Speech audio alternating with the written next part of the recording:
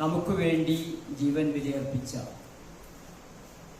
നമ്മുടെ പ്രിയങ്കരനായ, നമ്മുടെ രക്ഷകനായ, നമുക്ക് വേണ്ടി എപ്പോഴും ദൈവത്തിൻ്റെ വലത്തുഭാഗത്ത് മധ്യസ്ഥം വഹിക്കുന്ന പ്രിയങ്കരനായ യേശുക്രിസ്തുവിൻ്റെ നാമത്തിലുള്ള സ്നേഹവന്ദനം പാസ്റ്റേയും കുടുംബത്തെയും എല്ലാ സഹോദരി സഹോദരന്മാരെയും കുഞ്ഞുമക്കളെയും അറിയിക്കുന്നു. കഴിഞ്ഞ മാസം 18-ാം തീയതി ഇവിടെ നിന്ന് പോയതിന് ശേഷം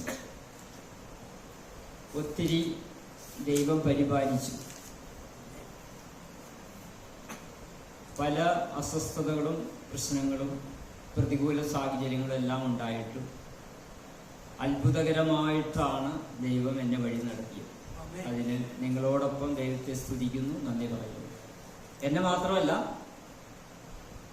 നിങ്ങളെല്ലാവരെയും അങ്ങനെ തന്നെയാണ് ദൈവം കരുതിയത്. അതുകൊണ്ടാണ് നാം ഇപ്പോൾ സന്തോഷമായിട്ടിരിക്കുന്നത്. ദൈവത്തിൻ്റെ ആ ശക്തിയെക്കുറിച്ചും സ്നേഹത്തെക്കുറിച്ചും പരിപാലനത്തെക്കുറിച്ചും ഒക്കെ നമ്മളിപ്പോൾ സങ്കീർത്തനങ്ങളിൽ കൂടി ചിന്തിച്ചു. 2 സങ്കീർത്തനങ്ങളിലും അത് തന്നെയാണ്. എത്രമാത്രം ദൈവം കരുതുന്നു, എത്രമാത്രം സ്നേഹിക്കുന്നു, അതിൻ്റെ എത്ര അളവ് നമ്മൾ ഉൾക്കൊള്ളുന്നുണ്ട്, എത്ര അളവ് നമ്മൾ മനസ്സിലാക്കുന്നുണ്ട്. അത്ഭുതകരമായിട്ടല്ലേ? എനിക്കെപ്പോഴും അത്ഭുതമായിട്ടാണ് തോന്നുന്നത്. എത്രയോ നക്ഷത്രങ്ങൾ അല്ലേ, എത്രയോ മില്യൺ ബില്യൺ എന്നൊക്കെ പറയുന്ന കണക്കില് നക്ഷത്രങ്ങൾ ഇങ്ങനെ ഒന്നിനൊന്നും മുട്ടാതെ, എത്ര ശാസ്ത്രം പുരോഗമിച്ചാലും അത് ദൈവത്തിന്റെ കരവിരുത് തന്നെയാണ്. ശാസ്ത്രമാണെങ്കിൽ അതൊക്കെ ഇടിച്ചു പൊളിഞ്ഞ് വീണുപോയാലും. ഉൽക്ക എന്ന് പറയുന്നൊരു സാധനമുണ്ട്, പഠിച്ചിട്ടുണ്ടാവും അല്ലേ? ഉൽക്ക അത് ഇങ്ങനെ വീണുകൊണ്ടിരിക്കുകയാണ് പലപ്പോഴും. അതിനെ തടയാൻ വേണ്ടി മാത്രം ദൈവം ഒരു ഗ്രഹത്തെ, വ്യാഴം വ്യാഴം സൃഷ്ടിച്ചിരിക്കുന്നത് തന്നെ വ്യാഴമാണ് ഉൽക്കയെ തടഞ്ഞു നിർത്തുന്നത്. ഉൽക്ക എന്ന് പറഞ്ഞാൽ അതിനെ വർണ്ണിക്കാൻ പറ്റില്ല. അത് വീണാൽ, ഈ പപ്പടക്കൊട്ടയില് വലിയ കരിങ്കല്ല് വീണാൽ അത് ഒരു ഉപമയൊന്നുമല്ല. പപ്പടക്കൊട്ട സദ്യക്ക് ഇങ്ങനെ പപ്പടം വാർത്ത് വെച്ചിട്ടുണ്ട്, അതിൽ വലിയ കരിങ്കല്ല് വന്ന് വീണാൽ ഇങ്ങനെ ഇരിക്കും, അതിലും ഡാമേജ് ആയി പോകും. ഉൽക്ക ഇങ്ങനെ വന്ന് വീഴുമ്പോൾ വ്യാഴം അതിനെ സ്വീകരിക്കുന്നു. അതുകൊണ്ട് ഭൂമിയിലേക്ക് അത് വരുന്നില്ല. എത്രമാത്രം അപകടങ്ങള് ഇങ്ങനെ, ഞാൻ ചിലപ്പോൾ നടക്കാൻ പോകുമ്പോഴൊക്കെ ഇങ്ങനെ ഈ ടോറസുകൾ ഇങ്ങനെ പെരുകിവരാണ്. അതൊക്കെ ഇങ്ങനെ ഷട്ടറിനൊക്കെ വരഞ്ഞാണ് പോകുന്നത്. ഒരു സെക്കൻഡിന് അല്ലേ? എത്ര അനുഗ്രഹം, എത്ര സ്നേഹം. എന്തിനാ നിങ്ങളിങ്ങനെ വിഷമിക്കുന്നത്? ആരെങ്കിലും അസ്വസ്ഥരായിട്ട് വിഷമിച്ചുകൊണ്ട് ഇരിക്കരുത്. മരണത്തെക്കുറിച്ച് ഞാൻ കഴിഞ്ഞ പ്രാവശ്യം പറഞ്ഞല്ലോ. മരണത്തെക്കുറിച്ചൊന്നും ഭയപ്പെടണ്ട. അത് ദൈവത്തിനൊരു സമയമുണ്ട്, ആ സമയത്ത് സംഭവിക്കുള്ളൂ. അത് എത്ര ബലം പിടിച്ചാലും അത് സംഭവിച്ചിരിക്കും.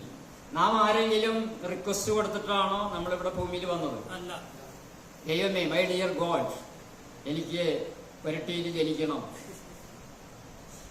ഒരു റിക്വസ്റ്റും കൊടുത്തില്ല. നമ്മളറിയാതെ ദൈവം ഇവിടെ നമ്മൾ സൃഷ്ടിച്ചു, പരിപാലിക്കുന്നു. ദൈവം വിളിക്കുമ്പോൾ പോയേ പറ്റൂ, പോണം. അതോർത്ത് ആരും ദുഃഖിക്കണ്ട കേട്ടോ. മരണഭയം ആരെങ്കിലും, മരണഭയമുള്ളവരൊന്ന് കൈവെക്കുന്നില്ല. ഉള്ളിലൊക്കെ മരണഭയമുണ്ട്. മരണത്തെക്കുറിച്ച് ഭയപ്പെടണ്ട. കഴിഞ്ഞ മാസം ഞാൻ പറഞ്ഞതല്ലേ, അത് റിപ്പീറ്റ് ചെയ്യുന്നത് അത് വീണ്ടും വീണ്ടും മനസ്സിലങ്ങോട്ട് ഉറപ്പിക്കാൻ വേണ്ടിയാണ്. ദൈവം സ്നേഹിക്കുന്നവരെ, ദൈവം പ്രാധാന്യം കൽപ്പിക്കുന്നവരെയാണ് ദൈവം വിളിക്കുന്നത്. ഈ ഇലക്ഷൻ കഴിഞ്ഞാൽ പലരെയും നരേന്ദ്രമോദി വിളിക്കും. നരേന്ദ്രമോദി ആയാലും രാഹുൽ ആയാലും, ഇനി അതല്ല വേറെ പ്രധാനമന്ത്രിയാണെങ്കിലും അപ്രതീക്ഷിതമായിട്ട് പലരെ വിളിക്കും. ഇവിടെ ഇങ്ങനെ പാട്ടും പാടിയൊക്കെ നടക്കുന്ന, പ്രസംഗിച്ചൊക്കെ നടക്കുന്ന, ഒരു വില കൽപ്പിക്കാത്തവർ പെട്ടെന്ന് പ്ലെയിൻ വന്ന് ഡൽഹിയിലേക്ക് പോകും. പത്രത്തിലെ മന്ത്രിയായിട്ടെന്നൊക്കെ വരും. അപ്പോഴാണ്, ഇവൻ ഇത്ര കഴിവുള്ളവനായിരുന്നു, പ്രധാനമന്ത്രിയായിട്ട് അത്ര അടുപ്പമായിരുന്നു അല്ലേ എന്നൊക്കെ ജനങ്ങൾ അറിയുന്നത് അങ്ങനെ ഒരു വിളി വരുമ്പോഴാണ്. പെട്ടെന്ന് ലോകസഭാംഗത്വമൊന്നും ഉണ്ടാവില്ല, മന്ത്രിയായിട്ട് ക്യാബിനറ്റ് പദവിയാണ് കൊടുക്കും. ഇതേപോലെ കാനോക്കിന്റെ കാര്യം പറഞ്ഞ പോലെ പെട്ടെന്ന് നമ്മൾ കാണാതാവും, പെട്ടെന്ന് നമ്മളെ വിളിക്കും. എന്തിനാ വിളിക്കുന്നേ? വലിയൊരു പദവി. നീ ഇങ്ങനെ കൊരട്ടിയിൽ തുള്ളിച്ചാടി ഇങ്ങനെ നടക്കേണ്ടതല്ല. ഞാൻ നിനക്ക് വലിയൊരു പദവി ഒരുക്കി വെച്ചിട്ടുണ്ട്. കണ്ണ് കണ്ടിട്ടില്ലാത്തതും ചെവി കേട്ടിട്ടില്ലാത്തതും ഒരു മനുഷ്യന്റെ ഹൃദയത്തിൽ തോന്നിയിട്ടില്ലാത്തതുമായ സ്വർഗീയ സൗഭാഗ്യം അനുഭവിക്കാനാണ് ഞാൻ നിന്നെ സൃഷ്ടിച്ചത്. എൻ്റെ അടുത്തേക്ക് വരിക. ഫാസ്റ്റ് പറഞ്ഞില്ലേ, എൻ്റെ വീടടുത്ത്, ഇനി ഇങ്ങനെ പുറകോട്ട് നടക്കണോ? ഇവിടെ കയറി പോകാമെന്ന് ടീച്ചർ പറഞ്ഞു കൊടുത്തു പറഞ്ഞതുപോലെ. അതുകൊണ്ട് പിന്നെ മരിച്ചു കഴിഞ്ഞാലോ മറ്റുള്ളവർ കരയും, വിലപിക്കും, ദുഃഖിക്കും. നമ്മൾ കരയില്ലല്ലോ, നമ്മൾ അറിയുന്നില്ലല്ലോ. പിന്നെ എന്തിനാണ് മരണത്തെക്കുറിച്ച് ഭയപ്പെടുന്നത്? മരിച്ചു കഴിഞ്ഞാൽ നമ്മളറിയോ? നല്ല ഉറക്കം, ഭയങ്കരമായ ഉറക്കം. ഇടിവെട്ടിയാലും നമ്മൾ അറിയുന്നില്ല. എഴുന്നേറ്റ് വരുമ്പോൾ ഇടിവെട്ടിയിട്ട് അറിഞ്ഞില്ല. ഇല്ല അമ്മച്ചി, ഭയങ്കര ക്ഷീണമായിരുന്നു, അങ്ങനെ ഉറങ്ങിപ്പോയി. മരിച്ചു കഴിഞ്ഞാൽ എന്തെങ്കിലും അറിയോ? പിന്നെ എന്തിനാ മരണത്തെ കുറിച്ച് അവഹേളിക്കുന്നത്? ആരും മരണത്തെ കുറിച്ച് ഭയപ്പെടരുത്. എന്നാൽ നാം ഒരുങ്ങിയിരിക്കണം. 4 നേരം ഭക്ഷണം കഴിക്കുന്നവരുണ്ടോ ഇതിനകത്ത്? 4 നേരം ഭക്ഷണം കഴിക്കുന്നവര് നാണിക്കണ്ട, പറഞ്ഞോ. 4 നേരം ഭക്ഷണം കഴിക്കുന്നവർ, വെരി ഗുഡ്. 3 നേരം ഭക്ഷണം കഴിക്കുന്നവരോ? Very good, almost. 2 നേരം ഭക്ഷണം കഴിക്കുന്നവര് ഉറപ്പാണല്ലോ. ഒരു നേരം. 4 നേരം ഭക്ഷണം കഴിക്കുന്ന ഒരാൾ ഇവിടെ ഉണ്ട്, കൈവക്കി. വേറെ പലരും ഉണ്ട്, അത് പറയാൻ വേണ്ടി കൊണ്ടാണ്. കുഴപ്പമൊന്നുമില്ല, ഇഷ്ടം പോലെ ആഹാരം കഴിക്കാം, അതിനൊന്നും തെറ്റൊന്നുമില്ല കേട്ടോ. അവരവരുടെ ചോയ്സാണോ. 4 നേരം ഭക്ഷണം കഴിക്കുന്നവര് കുഴപ്പമില്ല. 4 നേരം പ്രാർത്ഥിക്കുന്നവരുണ്ടോ? അതാണ് എനിക്കറിയേണ്ടത്. ശരീരത്തെ പുഷ്ടിപ്പെടുത്താൻ വേണ്ടി 4 നേരം ഭക്ഷണം കഴിക്കുന്നു. വെൽ, ആത്മാവിനെ പുഷ്ടിപ്പെടുത്താൻ, അതിനാരോഗ്യം കൊടുക്കാൻ 4 നേരമെങ്കിലും, പോരാ, 4 നേരമെങ്കിലും പ്രാർത്ഥിക്കണം. 3 നേരം ഉറപ്പ്. രാവിലെ എഴുന്നേൽക്കുമ്പോൾ തന്നെ പ്രാർത്ഥിക്കും, സമയം കിട്ടുമ്പോഴൊക്കെ പ്രാർത്ഥിക്കും. അല്ലെങ്കിൽ എന്ത് പറ്റുമെന്നറിയോ? നാം പാപത്തിൽ വീണു പോകും. എന്നോടു ചേർന്നൊരു നാഴിക ഉണർന്നിരിക്കാമോ? പാപവഴികളെ ഒഴിഞ്ഞു പോകാൻ മാർഗമിതല്ലയോ? എന്നോടു ചേർന്നൊരു നാഴിക ഉണർന്നിരിക്കാമോ? പാപവഴികളെ ഒഴിഞ്ഞു പോകാൻ മാർഗമിതല്ലയോ? പ്രാർത്ഥനയാലെ സാധിക്കാത്ത കാര്യമില്ലൊന്നും, പ്രാർത്ഥിക്കാത്ത കാരണത്താൽ ലഭിക്കുന്നില്ലൊന്നും. ഇന്നുവരെ എൻ നാമത്തിൽ ചോദിച്ചില്ലല്ലോ. ചോദിക്കുവിൻ, നിങ്ങൾക്കേകാം പൂർണ്ണ സന്തോഷം. ഇന്നുവരെ എൻ നാമത്തിൽ ചോദിച്ചില്ലല്ലോ. ചോദിക്കുവിൻ, നിങ്ങൾക്കേകാം പൂർണ്ണ സന്തോഷം. പ്രാർത്ഥനയാലെ സാധിക്കാൻ കാര്യമില്ലൊന്നും, പ്രാർത്ഥിക്കാത്ത കാര്യം ലഭിക്കുന്നില്ലൊന്നും. മടുത്തു പോകാം ഒടുക്കത്തോളം പ്രാർത്ഥിച്ചിടണം. തടുത്തു വെച്ചാൽ ഒതുങ്ങിടാത്ത ശക്തി പ്രാപിക്കാം. എന്നോടു ചേർന്നൊരു നാഴിക ഉണർന്നിരിക്കാമോ?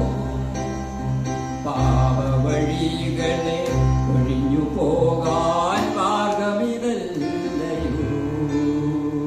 എന്നോടു ചേർന്നൊരു നാഴിക ഉണർന്നിരിക്കാമോ? പാപവഴികളെ ഒഴിഞ്ഞു പോകാൻ മാർഗമിതല്ലയോ? പാപവഴികളെ ഒഴിഞ്ഞു പോകണമെങ്കിൽ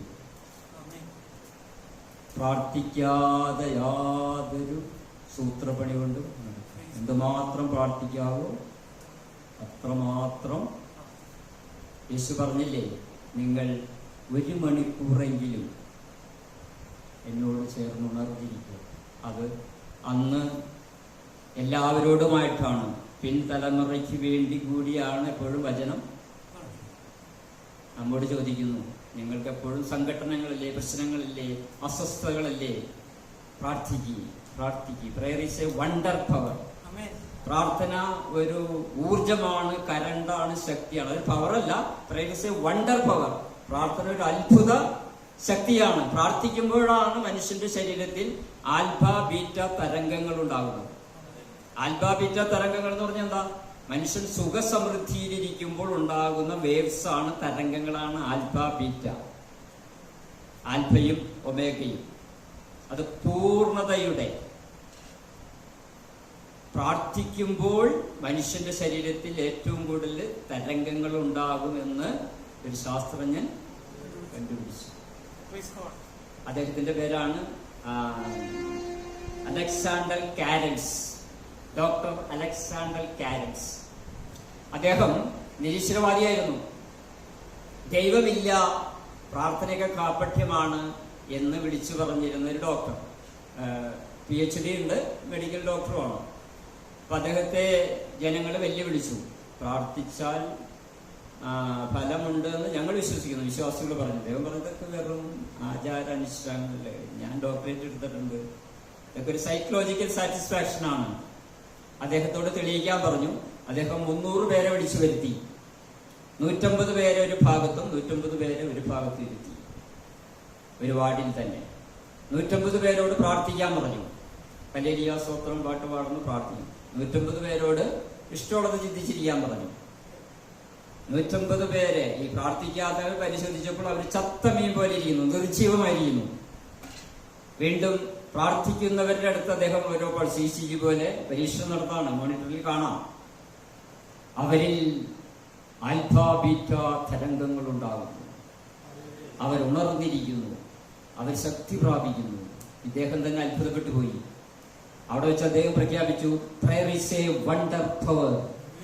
പ്രാർത്ഥന ഒരു ഊർജമാണ്, കരണ്ടാണ്, അത്ഭുത ശക്തിയാണ് എന്ന് അദ്ദേഹം പ്രഖ്യാപിച്ചു. Praise the Lord, praise the Lord.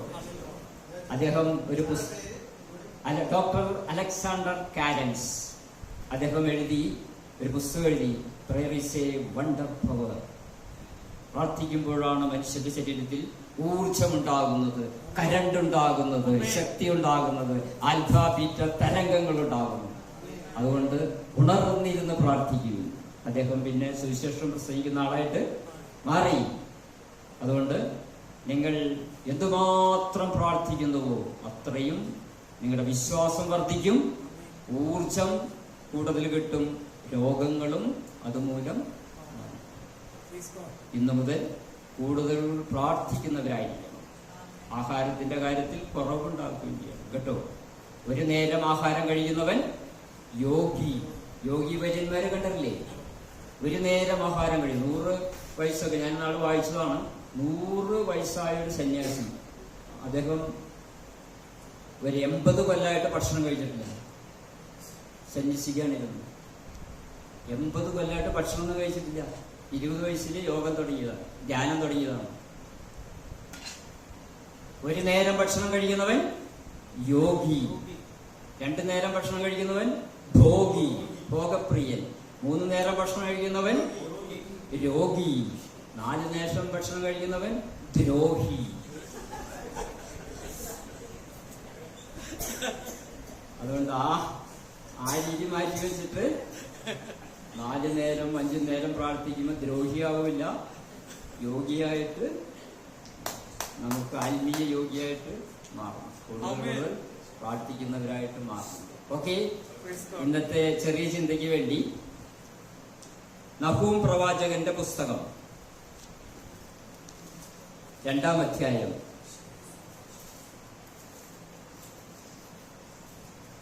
1-ാം വചനം.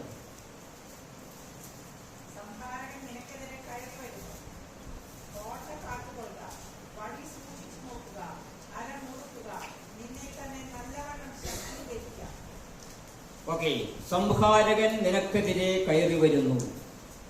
കോട്ട കാത്തുകൊള്ളുക, വഴി സൂക്ഷിച്ചു നോക്കുക, അരമുറുക്കുക, നിന്നെ തന്നെ നല്ലവണ്ണം ശക്തീകരിക്കുക.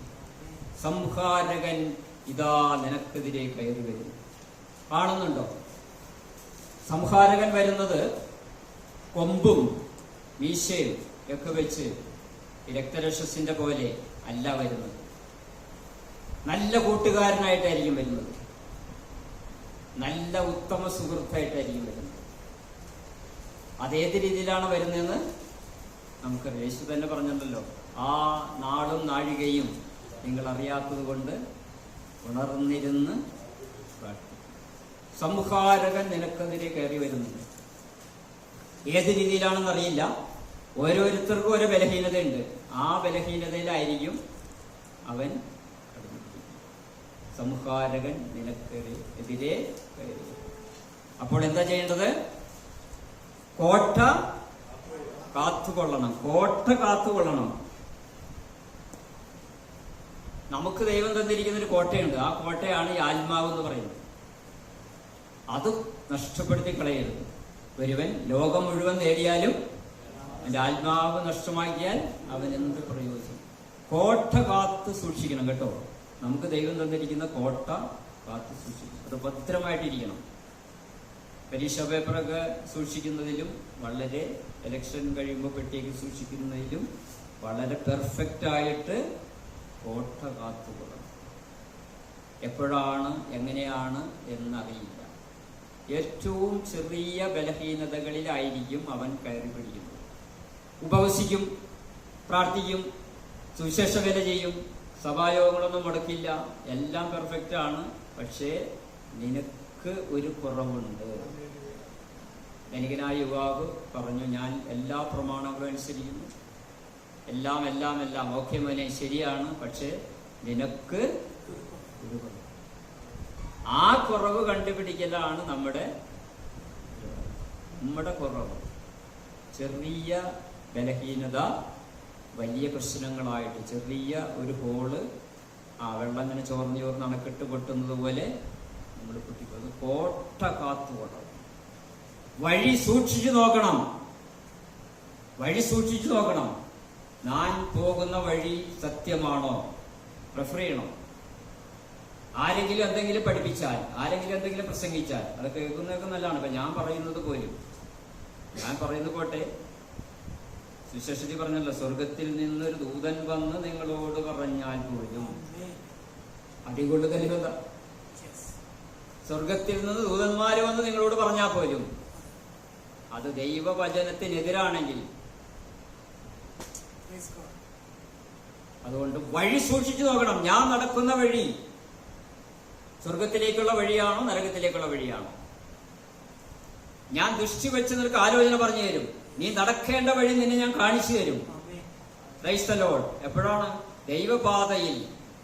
കഴിഞ്ഞാണ് നിങ്ങൾ ചിന്തിച്ചു, പാപങ്ങൾ ഏറ്റുപറഞ്ഞ് ദൈവസന്നിധിയിൽ അവിശുദ്ധനായി തീർന്നാൽ മാത്രം നീ നടക്കേണ്ട വഴി നിന്നെ കാണിച്ചു തരും. ഞാൻ നിന്റെ മേൽ ദൃഷ്ടി ഉറപ്പിച്ച് നിനക്ക് ആലോചന പറഞ്ഞു തരും. ഇന്നു മുതൽ ഞാൻ പോകുന്ന വഴി ശരിയാണ്. ഞാൻ എത്രയോ കൊല്ലം നടന്നു. ഞാൻ പോകുന്ന വഴി ശരിയാണോ? വഴി സൂക്ഷിച്ചു നോക്കണം. വഴി സൂക്ഷിച്ചു നോക്കണം. Check, recheck and check well. പരിശോധിച്ചാ പോരാ, ചെക്ക് ചെയ്താ പോരാ, റീചെക്ക്, വീണ്ടും പരിശോധിക്കണം. ആൻഡ് ചെക്ക് വെൽ, നന്നായിട്ട് പരിശോധിക്കണം. അപകട സാധ്യതകൾ ഒഴിഞ്ഞിരിക്കുകയാണ്. നിങ്ങൾ പ്രാവുകളെ പോലെ നിർമ്മലരായിരിക്കണം. ബട്ട് പാമ്പുകളെ പോലെ വിവേകമുള്ളവരായിരിക്കണം. ബുദ്ധി പോരാ. നമുക്ക് വേണ്ടതാണ് ദൈവ പൈതലിന് വേണ്ടത് ബുദ്ധിയല്ല കേട്ടോ. സകല ബുദ്ധിയെയും കഴിയുന്ന ദൈവിക സമാധാനം.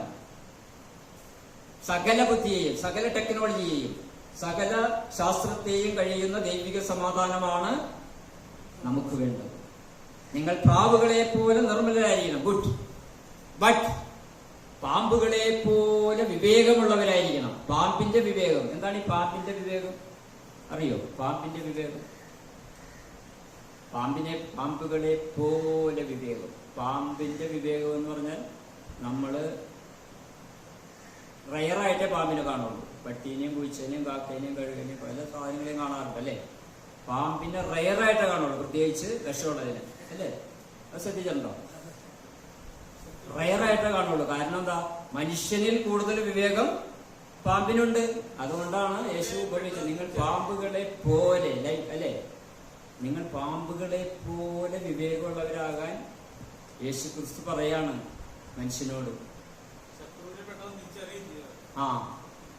ആ വിവേകം WHO പറയുന്നത് ഇങ്ങനെയാണ് പാമ്പിന്റെ വിവേകത്തെ കുറിച്ച്: ഭൂമിയിലുണ്ടാകുന്ന ശബ്ദതരംഗങ്ങളെ വേർതിരിച്ച് മനസ്സിലാക്കി അപകട സാധ്യതകളെ ഒഴിഞ്ഞു പോകുന്ന ജീവി.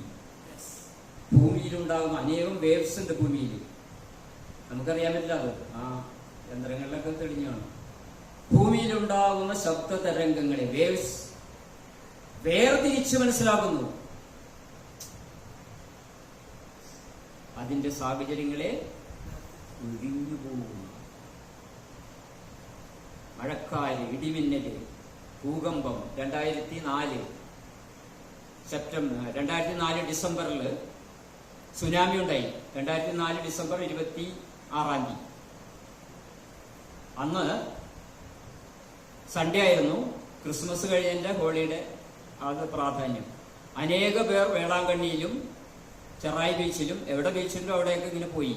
ഇങ്ങനെ ബീച്ചിൽ സാധാരണ ചെല്ലുമ്പോൾ തിരമാലകൾ ഇങ്ങനെ അടിച്ച് നമ്മുടെ പുറകോട്ട് പഠിക്കും അല്ലേ, മാറ്റും. അവിടെ അന്ന് കണ്ടത് തിരമാലകൾ താഴോട്ട് ഇറങ്ങി പോകുന്നു. അപ്പൊ എല്ലാവർക്കും അത്ഭുതം, ഇങ്ങോട്ടാണല്ലോ അടിക്കേണ്ടത്, തിരമാലകൾ അങ്ങോട്ട് ഇറങ്ങി പോകുന്നു. പച്ചത്തവള, മഞ്ഞത്തവള, ശംഖ്, മുത്ത്, ഇതുവരെ കാണാത്ത ഒത്തിരി കാര്യങ്ങൾ. എല്ലാവരും അത് പെറുക്കാനായിട്ടും കാണാനായിട്ട് കടലിലേക്ക് ഇറങ്ങി. ആ മിനിറ്റിൽ ഈ പോയ തിരമാലകൾ അതീവ ശക്തിയോടെ തിരിച്ചടിച്ചു. 3 ലക്ഷം പേര് കഴുകിപ്പോയി. അൺഒഫീഷ്യലാണ് 3 ലക്ഷം, ഒഫീഷ്യല് അറിയില്ല. പക്ഷേ ഈ 1:30 മണിക്കാണ് വേളാങ്കണ്ണിയിലും ചെറായിലൊക്കെ ഈ സുനാമി ഉണ്ടാകുന്നത്. വെളുപ്പിന് അൻഡമാൻ, അതേപോലെ എവിടെയോ കടലിന്റെ ഉള്ളിൽ വെളുപ്പിന് 4 മണിക്ക് കടലിന്റെ ഉള്ളിൽ 9 പോയിന്റ് സ്കെയിലുണ്ടായ അതീവ ശക്തി. അത് പുറത്തായിരുന്നെങ്കിൽ ഭയങ്കരമായി പോയി. അതും ദൈവം പരിപാലിച്ചു. കടലിന്റെ ഉള്ളിലായതുകൊണ്ട് ഈ തിരമാലകൾ കടലിനെ മാത്രമേ ബാധിച്ചു. അപ്പൊ വെളുപ്പിനുണ്ടായത് ഇവിടെ 1:30ക്കാണ് എത്തുന്നത്. പക്ഷെ ഗവേഷണം നടത്തിയ ശാസ്ത്രജ്ഞന്മാർ പറയുന്നു ഒരൊറ്റ പാമ്പും ചത്തിട്ടില്ല. ഒറ്റ പാമ്പും.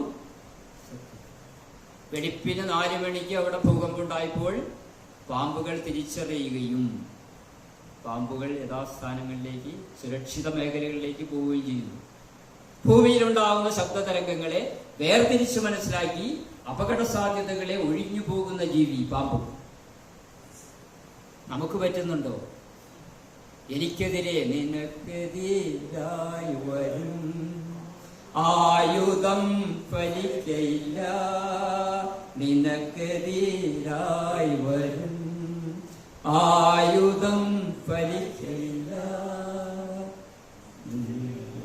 അവൻ നിന്നവകാശം ദാസരിൽ നീതിയവൻ. നിനക്കെതിരായിട്ട് വരുന്ന ഒരു ആയുധമുണ്ട്. അതേത് രീതിയിലാണെന്ന് അറിയില്ല. പാമ്പത് തിരിച്ചറിയുന്നത് പോലെ എനിക്കെതിരെ സംഹാരകൻ കടന്നു വരുന്നു. നല്ലൊരു കൂട്ടുകാരനായിട്ട്, നല്ലൊരു ബോയ് ഫ്രണ്ടായിട്ട്, നല്ലൊരു ഗേൾ ഫ്രണ്ടായിട്ട്, നല്ലൊരു റിലേറ്റീവായിട്ട് വരുമ്പോൾ ഒന്ന് അലർട്ടായിരിക്കുക. You should be alert. ജാഗരൂകരായിരിക്കുക, ഉണർന്നിരിക്കുക, വിവേകമുള്ളവരായിരിക്കുക. ഇത് ഞാൻ നടക്കേണ്ട വഴിയാണോ? വഴി സൂക്ഷിച്ചു നോക്കണം, വഴി സൂക്ഷിച്ചു നോക്കണം. ഈ വഴി പോയാൽ ഞാൻ ഏത് സ്ഥലത്ത് ചെല്ലും? ഇടത്തോട്ട് തിരിയണോ വലത്തോട്ട് തിരിയണോ? നന്നായിട്ട് പ്രാർത്ഥിക്കുക. ദൈവമേ, ഞാനൊരു കോഴ്സ് തിരഞ്ഞെടുക്കാൻ പോകുന്നു, ഞാനൊരു ജോലി തിരഞ്ഞെടുക്കാൻ പോകുന്നു, ഞാനൊരു ഇണയെ തിരഞ്ഞെടുക്കാൻ പോകുന്നു, ഞാനൊരു ഭവനം ഒരുക്കാൻ പോകുന്നു, ഞാനൊരു ബിസിനസ് തുടങ്ങാൻ പോകുന്നു. വഴി കാണിച്ചു തരണം. നീതിയുടെ മാർഗം, വിശുദ്ധിയുടെ മാർഗം, ദൈവത്തിന്റെ ലക്ഷ്യത്തിലേക്കുള്ള മാർഗം എനിക്ക് കാണിച്ചു തരണമേ എന്ന് പ്രാർത്ഥിക്കുന്നവരായിരുന്നു. സംഹാരകൻ നിനക്കെതിരെ വരുന്നു. കോട്ട കാത്തു സൂക്ഷിക്കുക, വഴി സൂക്ഷിച്ചു നോക്കുക, അരമുറുക്കുക. അരമുറുക്കുന്ന എപ്പോഴാ? യുദ്ധം ചെയ്യാൻ പോകുമ്പോഴാണ് അരമുറുക്കുന്നത്. വടക്കൻ വീരഗാഥയിലും അതേപോലെ പഴയ സിനിമകളൊക്കെ കണ്ടിട്ടില്ലേ? അരമുറുക്കുക എന്ന് പറഞ്ഞാൽ യുദ്ധം ചെയ്യാനായിട്ട് ആഹ്വാനം വരുമ്പോൾ എല്ലാം ഒരുങ്ങി അരമുറുക്കി ശത്രുവിനെതിരെ പോരാടാനായിട്ട് ഒരുങ്ങി നിൽക്കുന്ന ഭടന്മാരെ പോലെ ആയിരിക്കണം ക്രിസ്തീയ മക്കൾ. അതിൽ കൂടുതൽ ജാഗരൂകരായിരിക്കണം. ഈ യുദ്ധത്തിൽ നമ്മൾ തോറ്റുപോകരുത്. സംഹാരകൻ നിനക്കെതിരെ വരുന്നു. കോട്ട കാത്തുകൊള്ളുക, വഴി സൂക്ഷിച്ചു നോക്കുക, അരമുറുക്കുക, നന്നായിട്ട് നിന്നെ തന്നെ ശക്തീകരിക്കുക. 1912 ഏപ്രിൽ 14 ഒരു ആഡംബര കപ്പൽ യാത്ര പുറപ്പെട്ടു. എല്ലാവർക്കും അറിയാവുന്ന കാര്യമാണ്. 1912 ഏപ്രിൽ 14 നല്ല വിദേശ നിർമ്മിതമായ എല്ലാ തടിയും അതേപോലെ സ്റ്റീല്, ലോകത്തെ ഏറ്റവും കിട്ടാവുന്ന ക്വാളിറ്റിയുള്ള ആണ് അതിന് നിർമ്മിച്ചത്. അത് യാത്ര പുറപ്പെട്ടു. തിന്നുന്നു, കുടിക്കുന്നു, ആനന്ദിക്കുന്നു. ലക്ഷ്യം അതാണ്. കുറച്ചങ്ങോട്ട് യാത്ര കഴിഞ്ഞപ്പോൾ പഴയ കാലത്തെ ഫോണാണ്, മൊബൈലൊന്നും ഒന്നില്ല. നടിക്കുന്നു, എടുക്കുന്നില്ല, ശ്രദ്ധിക്കുന്നില്ല. എല്ലാവരുടെയും ശ്രദ്ധയില്ല. തിന്നുക, കുടിക്കുക, ആനന്ദിക്കുക. പാട്ട് പാടുന്നു, തിന്നുന്നു, കുടിക്കുന്നു, ആനന്ദിക്കുന്നു. വീണ്ടും ബെല്ലടിച്ചു, എന്നിട്ടും ഇതിൽ മൈൻഡ് ചെയ്യുന്നില്ല. വീണ്ടും ബെല്ലടിച്ചപ്പോൾ സംതിങ് റോങ് എന്ന് തോന്നി. സാവധാനം അലക്ഷ്യമായിട്ട് ചെന്നെടുത്തപ്പോൾ നിങ്ങൾ മഞ്ഞുമലയോട് അടുക്കുന്നു, ടേൺ ചെയ്യുക, ടേൺ ചെയ്യുക, ടേൺ ചെയ്യുക. അവർ പുച്ഛിച്ചു തള്ളി.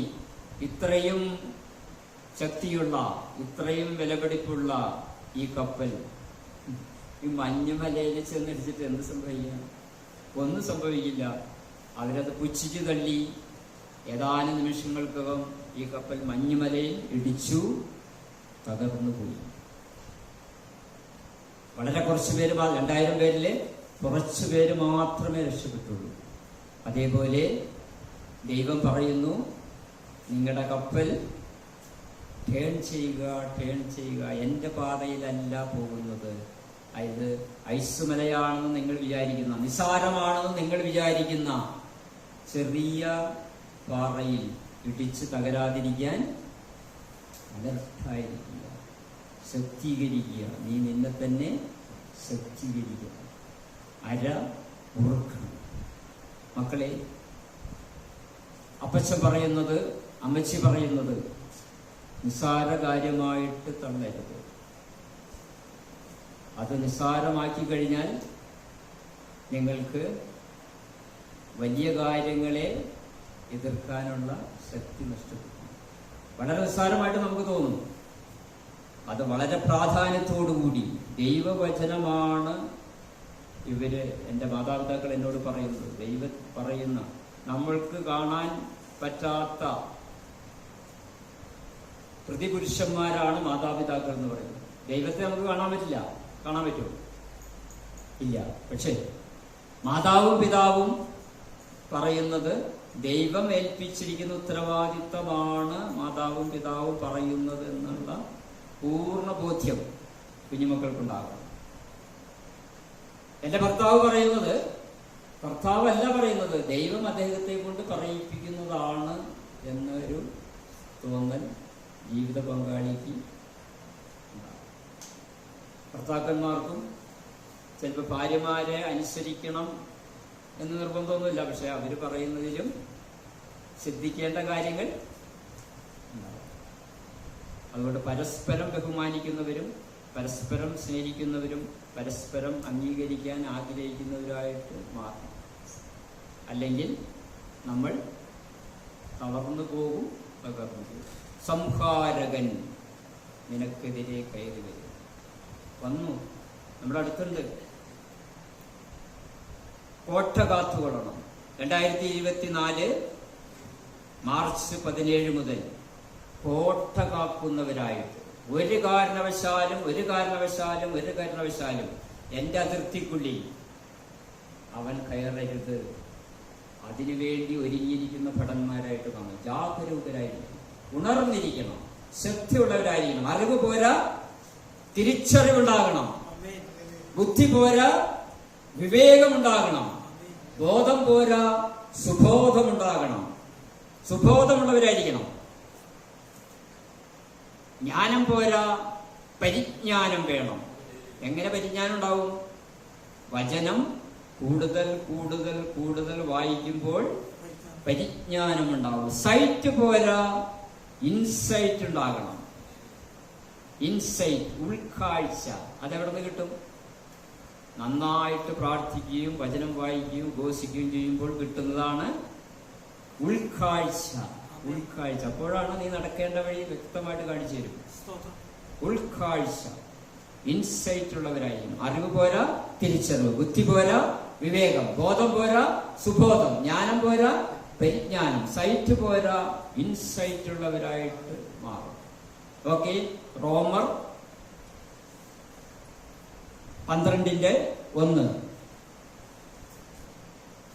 എങ്ങനെയാണ് നമ്മൾ ഇതിനെയൊക്കെ എതിർക്കുന്നത്? പൗലോസ് പറയുന്നുണ്ട്,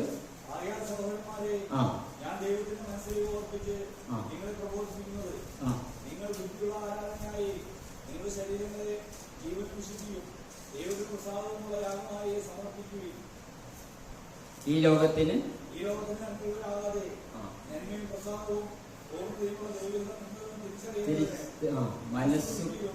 മനസ്സ് പുതുക്കി രൂപാന്തരപ്പെടുക.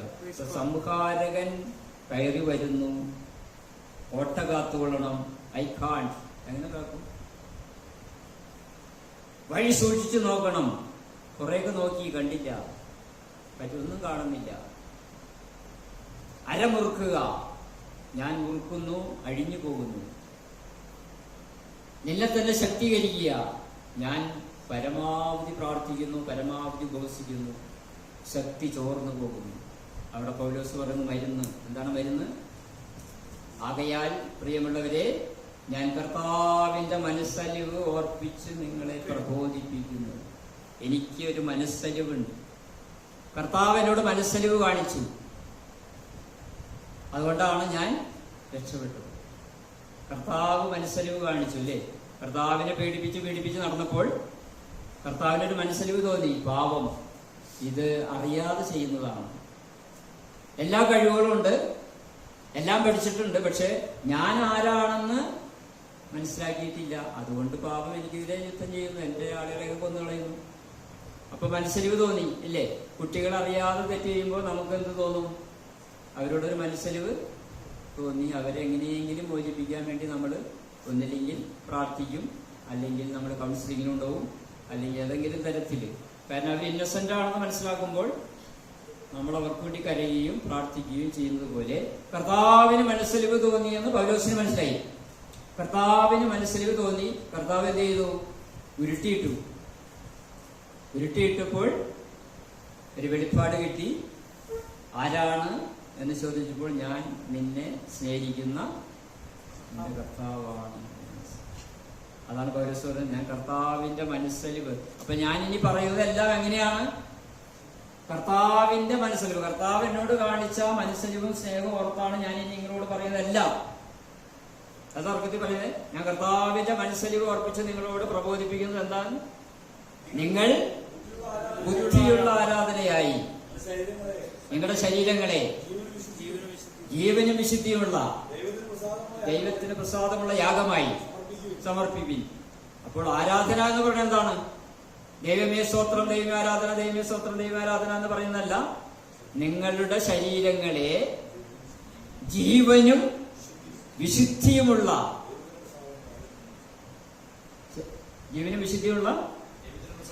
ദൈവത്തിന് പ്രസാദമുള്ള യാഗമായിട്ട്. പലരും യാഗങ്ങൾ അർപ്പിച്ചിട്ടുണ്ട് ഇല്ലേ? നമ്മൾ വായിച്ചിട്ടുണ്ട് പഴയ നിയമത്തിൽ. പക്ഷെ പലതും ദൈവത്തിന് പ്രസാദകരമായിരുന്നില്ല. ആബേലും കായേനും ഇല്ലേ യാഗം അർപ്പിച്ചു. ആരുടെയാണ് പ്രസാദം? ആബേലിന്റെ. ഇതേപോലെ പലരും യാഗമായിട്ട് അർപ്പിക്കുന്നുണ്ട്. ദൈവം പറയുന്നത്, എനിക്ക് ദൈവത്തിന് പ്രസാദകരമായ യാഗമായിട്ട് അർപ്പിക്കണം. അതെന്താ അർപ്പിക്കേണ്ടത്? കാളയല്ല, ആടിനെയല്ല, ഉപവസിക്കുന്നത് കൊണ്ട് മാത്രമല്ല, ദൈവത്തിന് പ്രീതികരമായ യാഗമായി നിങ്ങളുടെ ശരീരങ്ങളെ ജീവനും വിശുദ്ധിയുമുള്ള, ജീവൻ വേണം, ജീവൻ ജീവൻ ഉണർന്നിരുന്ന് പ്രാർത്ഥിക്കണം. ജീവൻ ഉള്ളവരായിട്ട് സഭയിലിരിക്കണം. സഭായോഗത്തിന് വന്നിട്ട് പല വിചാരത്തിലിരിക്കരുത്, ഉറക്കം തൂങ്ങിയിരിക്കരുത്, ക്ഷീണിച്ചിരിക്കരുത്, നെടുറുപ്പിട്ടിരിക്കരുത്. ജീവനോടുകൂടി ഇരിക്കണം. ജീവനോടുകൂടി, ജീവനും വിശുദ്ധിയുള്ള യാഗമായിട്ട്. ജീവൻ വേണം, അതോടൊപ്പം എന്ത് വേണം? വിശുദ്ധി. ചിലർക്ക് വിശുദ്ധി ഉണ്ടാവും, ജീവൻ ഉണ്ടാവില്ല. ചിലർക്ക് ജീവൻ ഉണ്ടാവും, വിശുദ്ധി ഉണ്ടാവില്ല. പൗലോസ് പറയുന്നു ജീവനും വിശുദ്ധിയുള്ള യാഗമായിട്ട്. വേറെ യാഗമൊന്നും ഇനി അർപ്പിക്കാനില്ല. നമുക്ക് അർപ്പിക്കാനുള്ളത് യേശു പൂർണ്ണമായിട്ട് യാഗമായി തീർന്നതുപോലെ നാം എന്നെ എന്താ ചെയ്യേണ്ടത്? നമ്മുടെ ശരീരങ്ങളെ ജീവനും വിശുദ്ധിയുള്ള യാഗമായിട്ട് ദൈവത്തിന് സമർപ്പിക്കുക. അപ്പോഴാണ് സംഹാരകൻ ഒഴിഞ്ഞു പോകുന്നത്. അടുത്ത വചനം എന്താണ്? ഈ ലോകത്തിന് അനുരൂപരാകാതെ നന്മയും പ്രസാദവുമുള്ള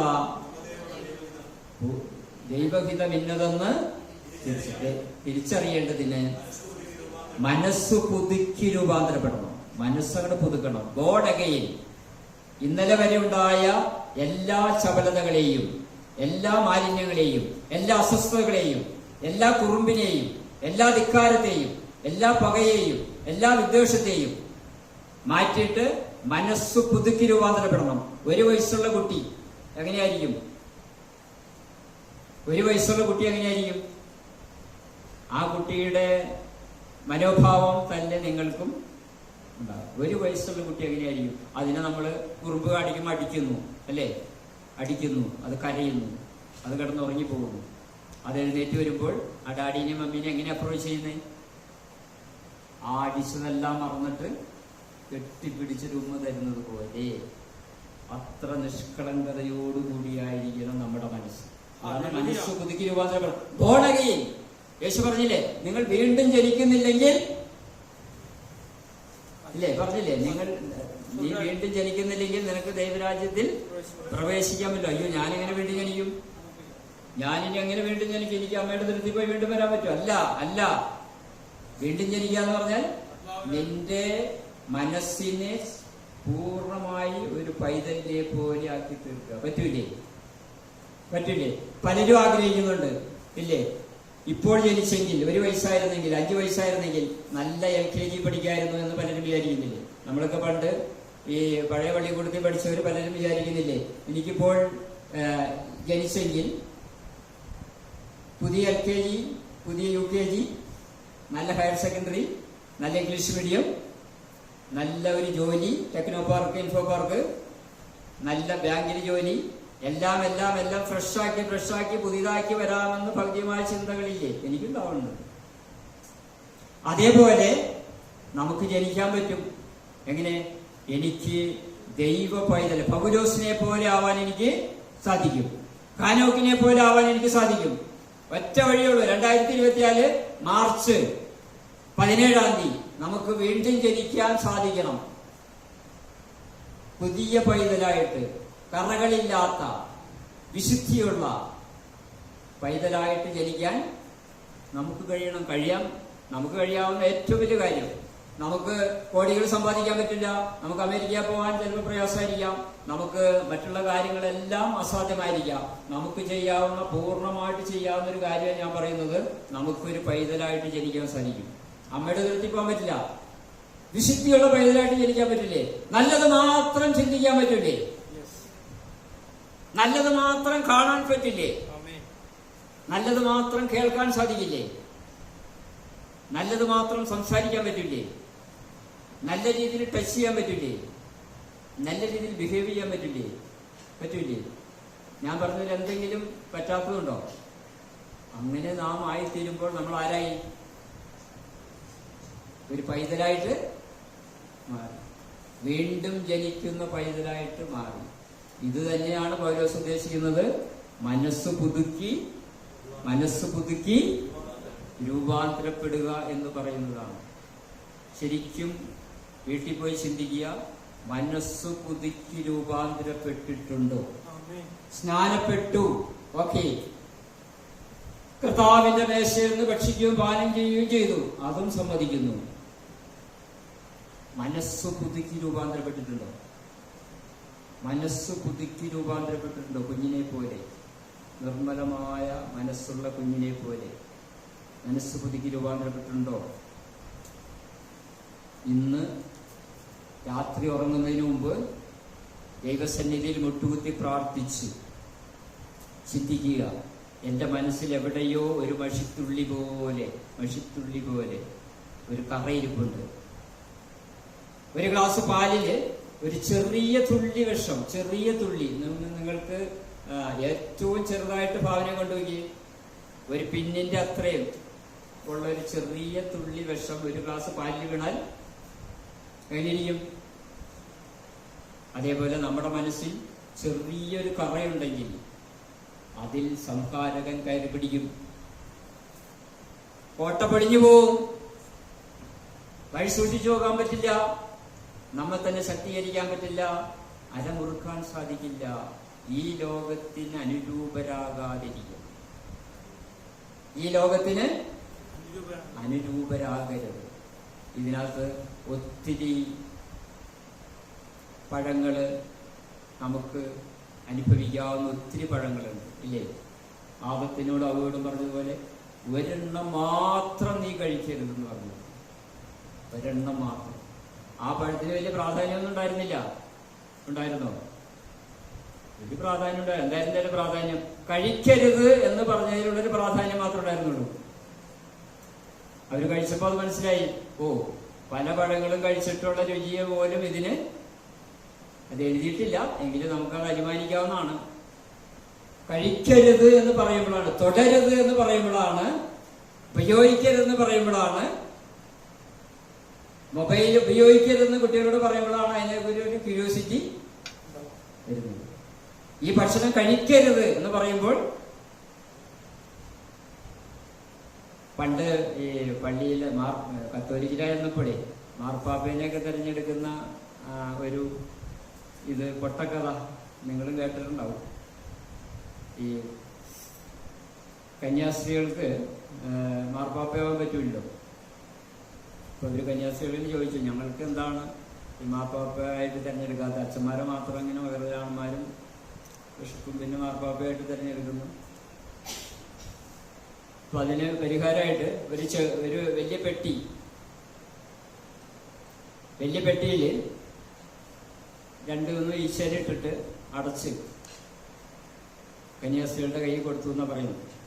എന്നിട്ട് അത് തുറക്കരുതെന്ന് പറഞ്ഞു. 10 ദിവസം സൂക്ഷിക്കണം, അത് തുറക്കരുത്.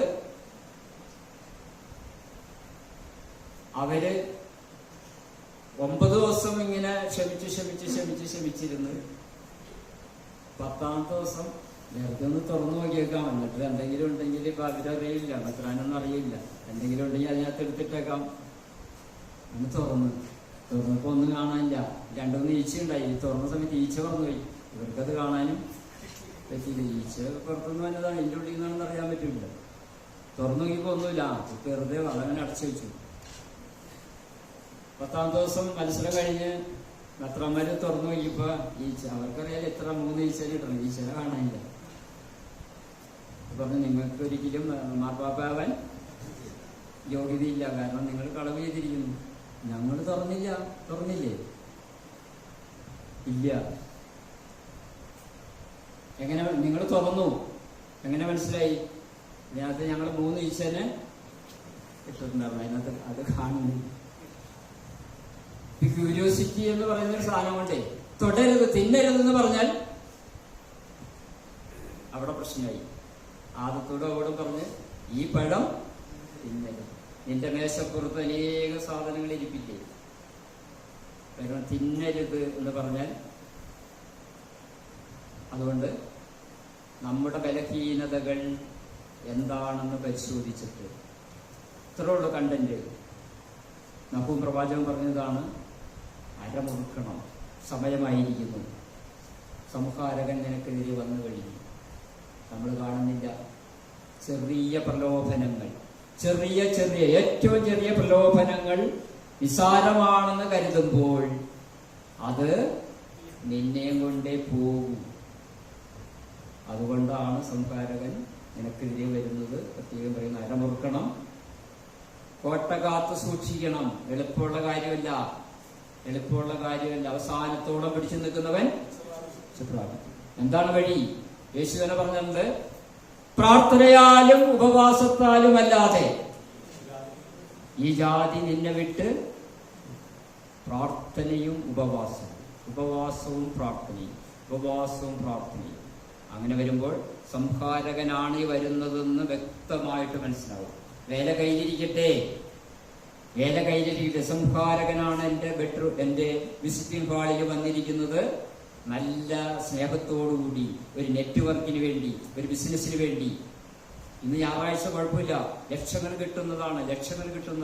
അടുത്ത ഞായറാഴ്ച സഭായോഗത്തിന് പോയാൽ പോരെ. ലക്ഷങ്ങൾ കിട്ടുന്ന നെറ്റ്വർക്കാണ്. കടം വീട്ടിക്കൂടെ? മകളെ കെട്ടിച്ചൂടെ? ബംഗ്ലാവ് മേടിച്ചൂടെ? ഒരു ഞായറാഴ്ച പോയാൽ എന്താ കുഴപ്പം? ലക്ഷങ്ങൾ കിട്ടില്ലേ? അടുത്ത ഞായറാഴ്ച 2 സഭായോഗത്തിന് പോക്കോ.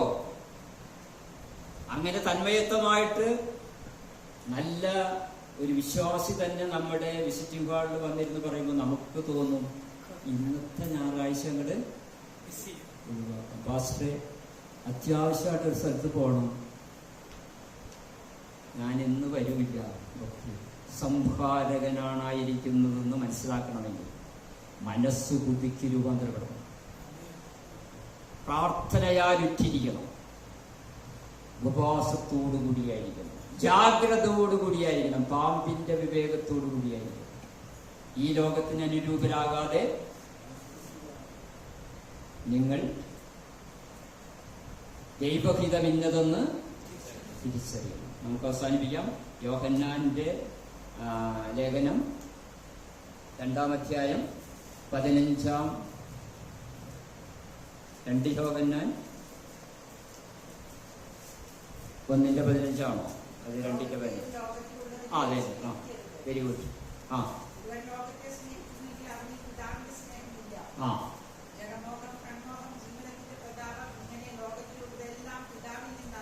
അല്ല,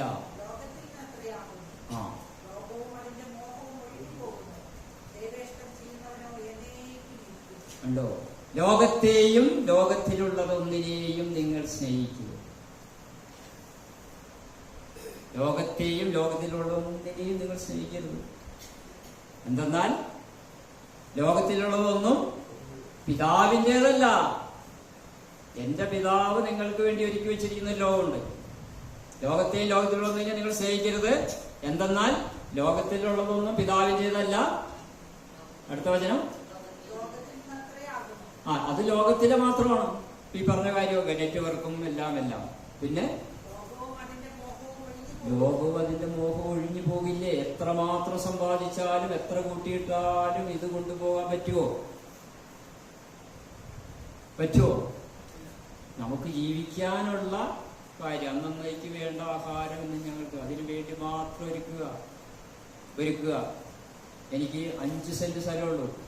5 സെന്റ് സ്ഥലം, ഒത്തിരി ഏക്കർ ഉണ്ടായതാ. 5 സെന്റ് സ്ഥലമുള്ളൂ. ആ സ്ഥലത്ത് വീട്. ലോകവും അതിന്റെ മോഹവും വേണമെങ്കിൽ വാങ്ങിക്കാം. എൻ്റെ ചേട്ടൻ സ്ട്രോക്കായിട്ട് കിടക്കുന്നു. ചേട്ടന് കുറേ സ്ഥലമുണ്ട്. ചേട്ടൻ സാമ്പത്തിക ബുദ്ധിമുട്ടുകൊണ്ട് പറയാണ്, ഒരു 13 സെന്റ് കിടക്കുന്നു, കൊടുക്കാൻ പോവാണ്. നിനക്കതെടുത്തൂടെ? വേണമെങ്കിൽ ഒന്ന് ശ്രമിക്കാം. എനിക്ക് വേണ്ട. ലോകവും അതിന്റെ മോഹവും ഒഴിഞ്ഞു പോകും.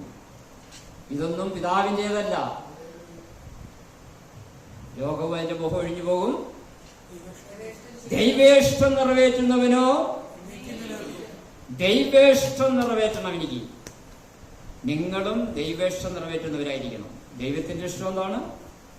ദൈവം നമുക്ക് വേണ്ടി ഒരുക്കി വച്ചിരിക്കുന്ന ആ സൗഭാഗ്യത്തിന് വേണ്ടി ജീവിക്കുക എന്നുള്ളതാണ് ദൈവേഷ്ടം. ലോകവും അതിന്റെ മോഹം ഒഴിഞ്ഞു പോകും. ദൈവേഷ്ടം നിറവേറ്റുന്നവനോ എന്നേക്കും. ദൈവേഷ്ടം നിറവേറ്റുന്നത് എന്നേക്കും നിലനിൽക്കുമെങ്കിൽ നമുക്ക് തുള്ളിച്ചാടാൻ പറ്റൂല. ക്രിസ്തീയ ജീവിതം, സൗഭാഗ്യ ജീവിതം. ദൈവത്തിൻ മക്കൾ പാട്ടുപാടും എന്നൊക്കെ നമ്മൾ പാടിയില്ലേ? അപ്പൊ ദൈവേഷ്ടം നിറവേറ്റാൻ വേണ്ടി പ്രാർത്ഥിക്കും. കുഞ്ഞിനെ പോലെ വീണ്ടും ജനിക്കും. വള്ളം വെള്ളത്തിലായിരിക്കും, വെള്ളം വള്ളത്തിൽ കയറരുത്. വള്ളം വെള്ളത്തിലേ ഓടുള്ളൂ, റോട്ടിൽ കൂടെ ഓടുമോ? ബട്ട് വെള്ളം വള്ളത്തിൽ കയറരുത്. വെള്ളം വള്ളത്തിൽ കയറിയ മുങ്ങിപ്പോവും. നമ്മുടെ ജീവിതമാകുന്ന വള്ളത്തിൽ പാപവും ലൗകിക വികൃതകളും ജഡിക മോഹങ്ങളും അഹങ്കാരവും കുറുമ്പും ഭക്ഷണാസക്തിയും ഭോഗാസക്തിയും ഒന്നും കയറി നാം മുങ്ങിപ്പോകാതിരിക്കുക. മനസ്സ് ബുദ്ധിക്കുക. 2024 മാർച്ച് 17 ഇനി വരെയും മനസ്സ് പുതുക്കിയിട്ടില്ലെങ്കിൽ സ്നാനക്കുളത്തിലിറങ്ങി മുങ്ങി കർത്താവിന്റെ മേശയിൽ നിന്ന് ഭക്ഷിക്കുകയും പാനം ചെയ്യുകയും ചെയ്തു. പക്ഷേ മനസ്സ് പുതുക്കി രൂപാന്തരപ്പെട്ടിട്ടില്ല. ഇവിടെ ഇരിക്കുന്നവരല്ല, പലരും മനസ്സ് പുതുക്കി രൂപാന്തരപ്പെട്ടിട്ടില്ല. പരിച്ഛേദനം എന്ന് പറയുന്നത് ലിംഗത്തിന്റെ ചർമ്മം മുറിച്ച് കളയുന്നതല്ല, മനസ്സിനെ മുറിക്കണം. പത്രോസ് വാളുകൊണ്ട് ചെവി മുറിച്ചു കളഞ്ഞു. അത് ദൈവം യേശു എന്ത് ചെയ്തു? അത് കൂട്ടിവെച്ചു.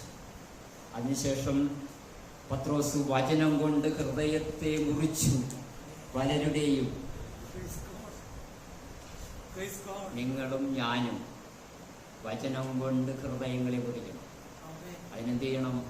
നമ്മുടെ ഉപവാസം, നമ്മുടെ പ്രാർത്ഥന എല്ലാം ഒരു ചടങ്ങായിട്ട് മാറാതെ ഹൃദയം നൊന്തു മുറിഞ്ഞ് ഹൃദയം തകർന്നവർക്ക് സമീപിക്കുന്നു. ഹൃദയം തകർന്നിരിക്കണം. എൻ്റെ പാപങ്ങൾ കൊണ്ട് യേശു ക്രൂശിൽ കിടന്ന് പിടയുന്നത് കണ്ട് ഹൃദയം തകരണം. ആ ഹൃദയ തകർച്ചയോടുകൂടി മനസ്സ് പുതുക്കിയൊന്ന് രൂപാന്തരപ്പെടും. ഇനി ഒരിക്കലും ഞാൻ എൻ്റെ പഴയ ജീവിതത്തിലേക്ക് പോകില്ല. എൻ്റെ കോട്ട ഞാൻ കാത്തു സൂക്ഷിക്കും. എൻ്റെ അര ഞാൻ വെറുക്കും. ഞാൻ ശക്തി പ്രാപിക്കും. എൻ്റെ ശക്തി എവിടെ നിന്ന് വരുന്നു? ആകാശവും ഭൂമിയും സൃഷ്ടിച്ചപ്പോൾ. നമുക്ക് പ്രാർത്ഥിക്കാം. സ്വർഗീയപിതാവേ, കാരുണ്യവാനായ ദൈവമേ, അവിടുത്തെ പ്രിയപുത്രന്റെ നാമത്തിൽ ഞങ്ങൾ പ്രാർത്ഥിക്കുന്നു. ഞങ്ങളുടെ ശക്തി ചോർന്നു പോകരുത്. സംഹാരകൻ ഞങ്ങളുടെ എതിരെ വരുന്നു. ഞങ്ങൾക്കത് വ്യക്തമായിട്ട് മനസ്സിലാകുന്നുണ്ട്. ഞങ്ങളുടെ കോട്ട കാത്തു സൂക്ഷിക്കാൻ ഞങ്ങൾക്ക് ശക്തിയില്ല. ദൈവമേ, ദൂതന്മാരുടെ കാവലും സംരക്ഷണം നൽകണം. കോട്ട അവിടുന്ന് കാത്തു സൂക്ഷിക്കണം. വഴി സൂക്ഷിച്ചു നോക്കാൻ ഞങ്ങളുടെ കണ്ണിന് നല്ല ശക്തി നൽകണം. ഞങ്ങളെ തന്നെ, ഞങ്ങളുടെ അരമുറുക്കി ഞങ്ങളെ തന്നെ സംരക്ഷിക്കാൻ, ഞങ്ങളെ തന്നെ ശക്തീകരിക്കാൻ അവിടുന്ന് ബലം നൽകണം. പ്രാർത്ഥന കേട്ടതുകൊണ്ട് സ്തോത്രം. യേശുക്രിസ്തുവിൻ്റെ ധന്യമായ നാമത്തിൽ തന്നെ ആമേൻ. എനിക്ക് അവസരം തന്ന പാസ്റ്റർക്കും എന്നെ ശ്രദ്ധിച്ച എല്ലാവർക്കും യേശുക്രിസ്തുവിൻ്റെ നാമത്തിലുള്ള സ്നേഹബന്ധം അറിയിക്കുന്നു. ദൈവം അനുവദിച്ചാൽ ഏപ്രിൽ 21 ഞായറാഴ്ച വീണ്ടും കാണാം. എല്ലാവരും പ്രാർത്ഥിക്കുക.